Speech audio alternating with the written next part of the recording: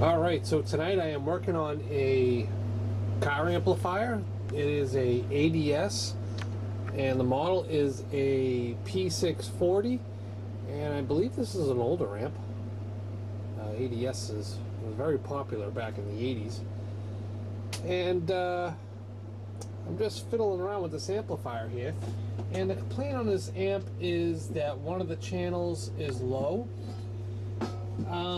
There's real no specification on left or right. It goes channel 1 through 6. So I've got the signal generator hooked up to the first 4 channels, and I've already noticed I have 500 millivolts.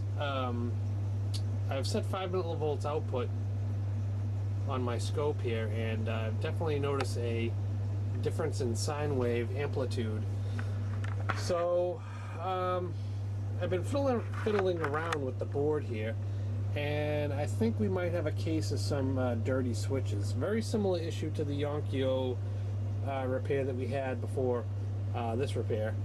So we might just be able to get away with cleaning these switches. So let's play with the switch here. I believe this one is the culprit for this issue here right now. So we'll wiggle the switch a bit and see if we see any difference in the audio.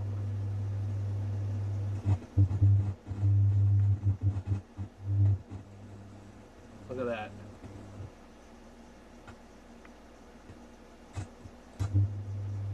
That's crazy.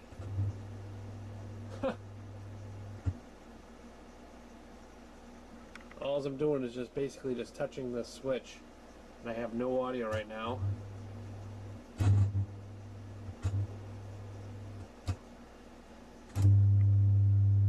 Wow. Now that channel's really outputting. Alright, so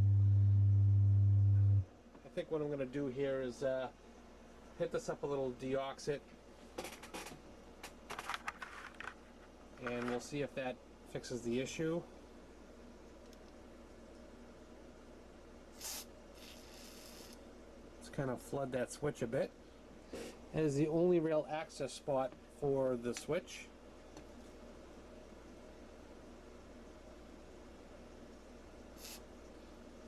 And what we'll do is we'll run the switch back and forth a few dozen times.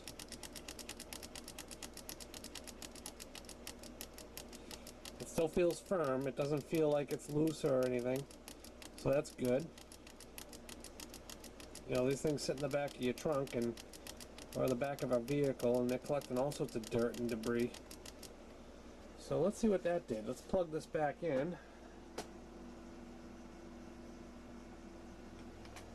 Alright, so let's turn the gain up on this and see what we got.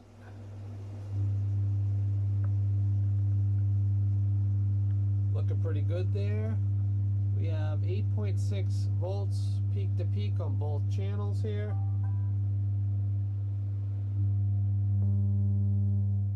Looking good. Let's hit that.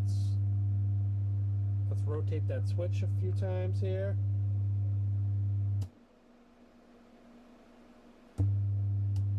Perfect. No more issue. Alright, so I'm going to have to repeat this process along the other channels here. So I'm going to have to move my speaker wires down along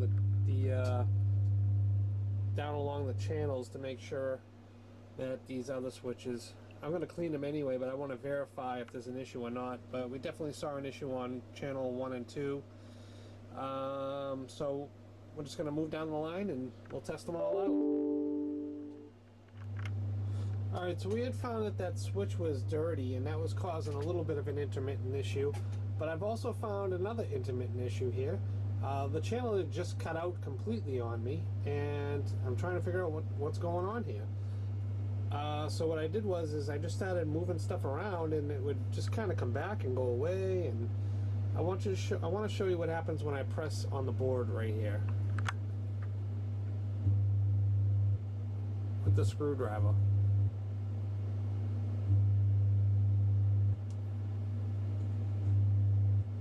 So there's still some more there are still some more intermittent connections. It could be solder joints, it could be contacts, it could be, you know, something on the pots.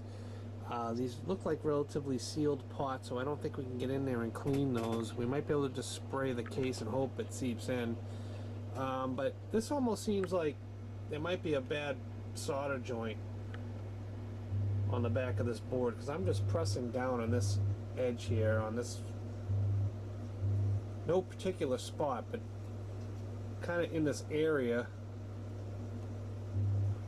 and that is just making the waveform come back and go away. So I'm gonna have to pull this board up and put it under the microscope and see what's going on here. I think at this point it's fair to say I can just go ahead and clean all the switches up and make sure that it's not just a switch issue before I pull the board out. But yeah, I'll do that, and we'll see if that made any difference. Alright, so I had found a bad solder joint on the switch on one of these. So that may have been the issue with when I pressed on the board, it went and came back. I've just got it down now, and I've got a few screws holding it back in. I want to test out the rest of these channels. So I've already tested channels 1 and 2. Now we're on 3 and 4. And we're going to turn the gain up. We're good there. I'm going to go through all these switches. Nothing's cutting it out. We're good there. That's changing the input. Good. That appears to be working very well.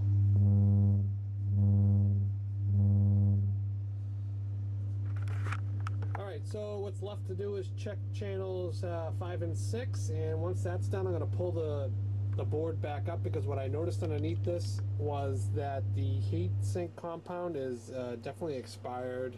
It's definitely dried out and cracked, so I'm going to give this a new coating of heatsink grease.